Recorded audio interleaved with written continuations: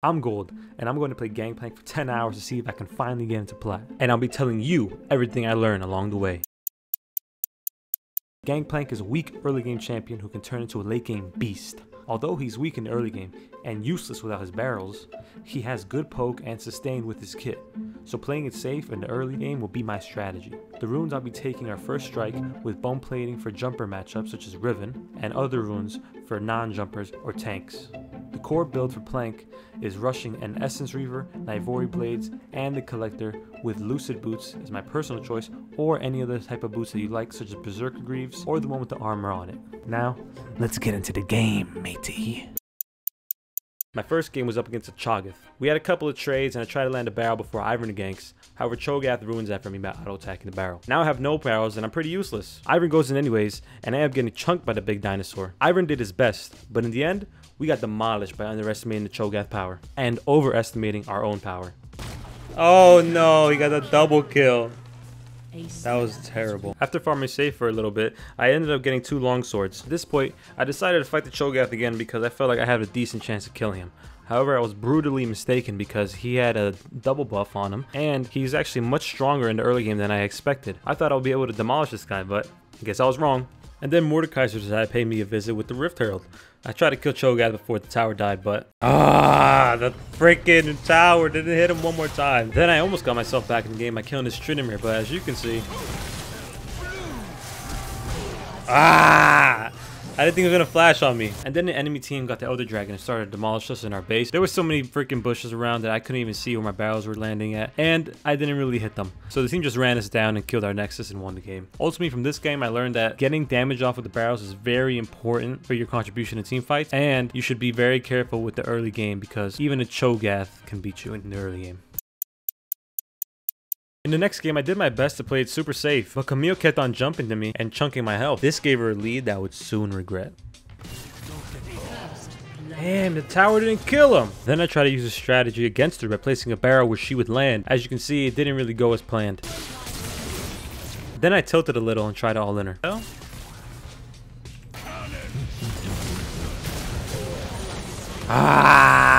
And later on, she got me again because I was a little overextended.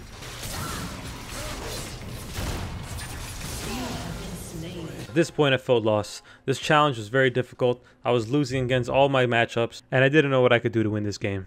But then all of a sudden, this card decided to go beast mode and demolish the enemy team. This resulted in the enemies feeling so distraught that they forfeited the game because of our might. The takeaway from this game is get carried. In my next game, I was laning up against Gwen. She tried to invade my jungler. However, my jungler is Udyr and very strong in the early game, and I hit this beautiful barrel in the enemy team. Wow, smooth like butter. This resulted in us getting 2 kills. I got an assist, which wasn't really that helpful, but at least my Udyr's ahead. Then I tried to solo kill this Gwen, but it ended up being a really close fight.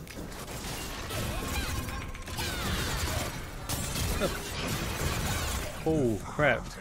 After backing, I was confident in my ability to kill this Gwen one-on-one, but all of a sudden a Warwick appeared out of nowhere. I guess he was still mad about the invade that I countered earlier. Also, I forgot to orange the fear. Then I tried to fight Gwen again without Warwick, but then she just kept hitting my barrels. So this happened.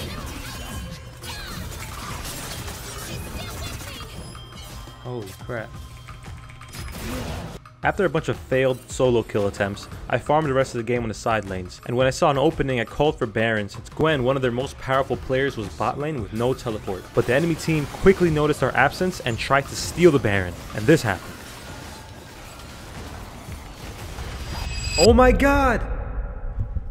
I'm just joking, we got that Baron. Our jungler missed a smite, so Sivir had to get it, but luckily, we did get this Baron. This Baron is what allowed us to overwhelm their base and win the game. The lesson of this game is, when behind, farm safely, split push, and make macro calls when the enemy makes macro mistakes. So after these past couple hours, I learned that you need to be able to hit the barrels, and if the enemy destroys your barrel before you can get it off, you should probably wait for your next barrel to come online. Another thing, You need to play very safe in the early game. It doesn't matter who you're versing against, do not underestimate them unless they have proven themselves to be not worthy. Once you're behind, you need to farm up and you need to get some items on you and then come to the team fights and do damage. And I use all the things I learned here in this game against Olaf. I was focused heavily on farming, so luckily I didn't have any deaths yet. As I was farming under the tower, Olaf decided to randomly wait in the bush and go in on me. Luckily I hit my barrel, got my ult off and my ignite, and managed to get him.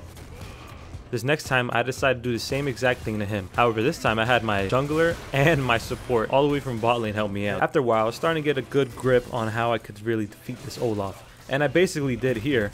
However, my Diana stole the kill. Hey, you stole my kill. That's whatever, you flashed it. At this point, I was getting pretty powerful in the game where my team started to fight and I just mopped them with one barrel. Then after that, our team got the Hex Tech Drake, and we started to go into their base, demolishing them in the final team fight that ultimately won us the game.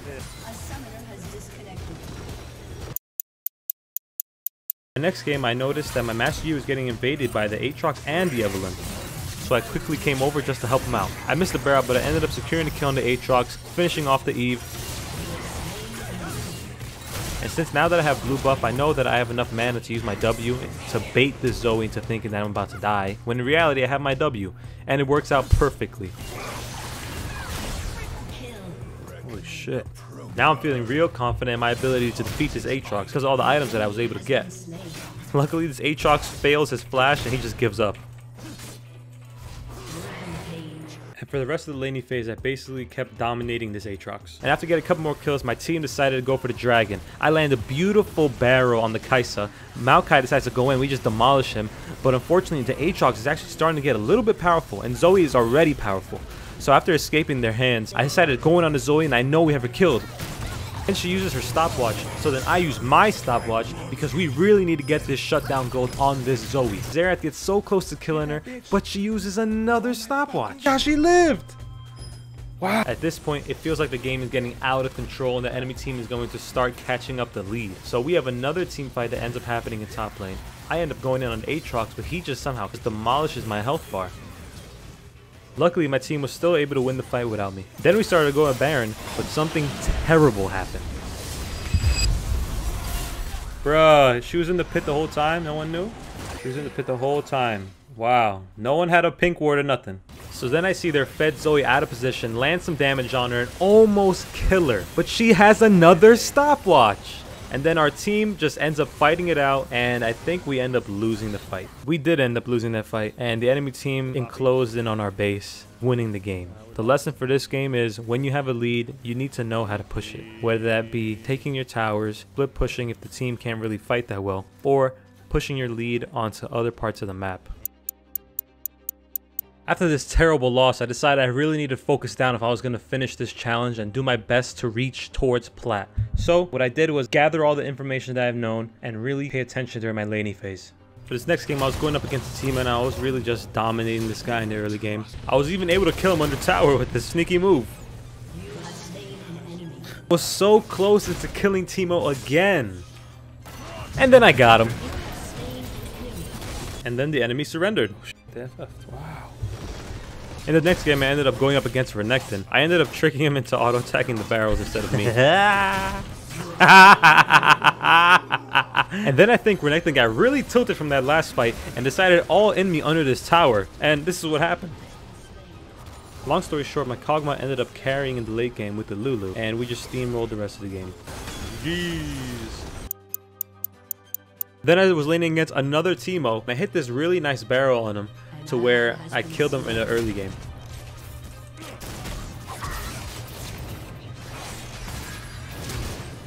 Got him.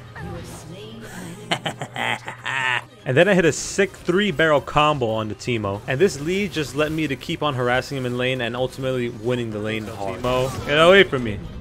Leaving us as a dominating victory as our final game in this challenge.